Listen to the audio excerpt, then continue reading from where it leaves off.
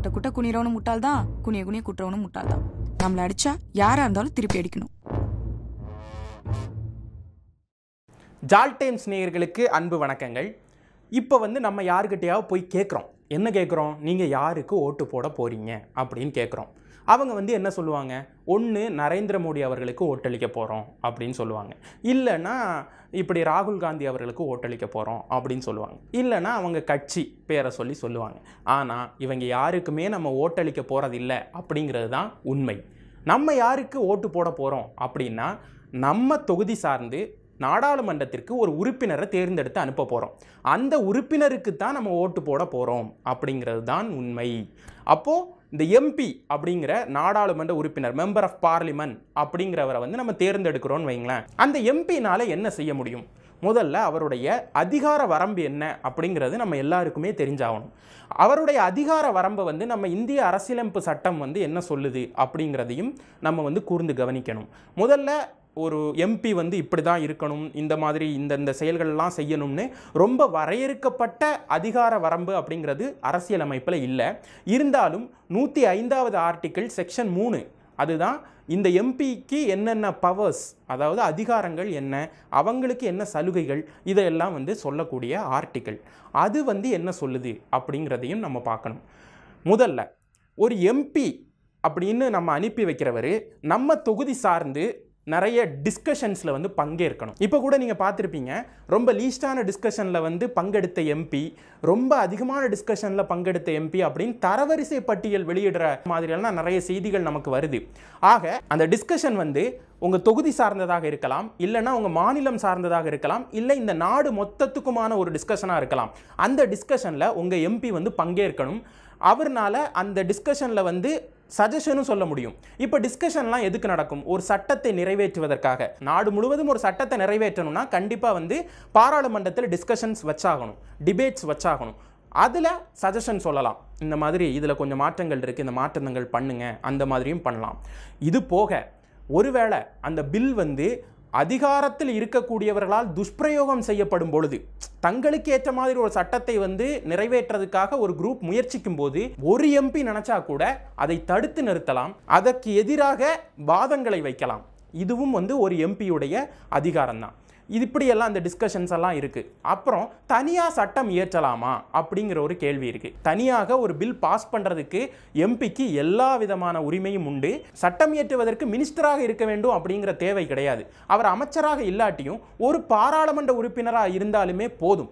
ஒரு தனியார் பில், ஒரு பிரைவேட் பில் பாஸ் பண்ணுறதுக்கு எம்பிக்கு அதிகாரம் உண்டு. இது போன்று நிறைய இந்த மாதிரி நம்ம பொது நல வழக்குன்னு சொல்லி போடுறோம் இல்லையா, ஒரு அட்வொகேட் போடுவார் இல்லையா, அந்த மாதிரி பொதுநலன் கருதி ஒரு எம்பி ஒரு தனியார் பில்லை பாஸ் பண்ணலாம்.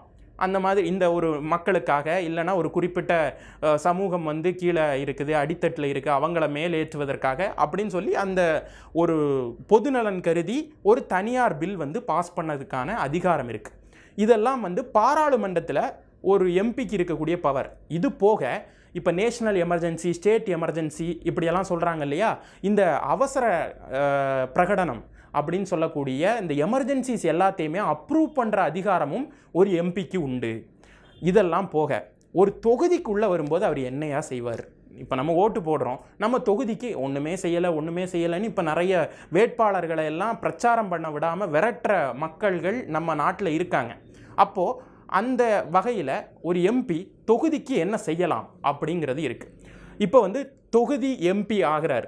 இப்போ ஒரு தொகுதி இருக்குது, அந்த தொகுதியில் எம்பி ஆகிறார் ஒருத்தர். அவர் பாராளுமன்றம் போகிறார். அவருக்கு ஒரு வருடத்திற்கு நாடாளுமன்றத்திலிருந்து தொகுதி மேம்பாட்டு நிதி அப்படிங்கிற பேரில் 5 கோடி ரூபாய் ஒரு வருஷத்துக்கு கொடுக்குறாங்க. ஆக மொத்தம் அவர் 5 வருஷத்தில் 25 கோடி ரூபாய் தொகுதியை காட்டி அவர் வாங்கியிருப்பார். அந்த 25 கோடியையும் அவர் சரிவர செலவழித்தாரா அப்படிங்கிறது தான் ஒரு எம்பியுடைய நேர்மையை குறிக்குது. இந்த 25 கோடியை அவர் எப்படி செலவு பண்ணலாம்? ஏப்பா இங்கே வாப்பா, இந்த ரோடை போட்டு விடு, இந்த அப்படி 5 கோடி, இந்த மேம்பாலத்தை கட்டி இந்த 10 கோடி அப்படின்னு நம்ம கொடுக்க முடியாது.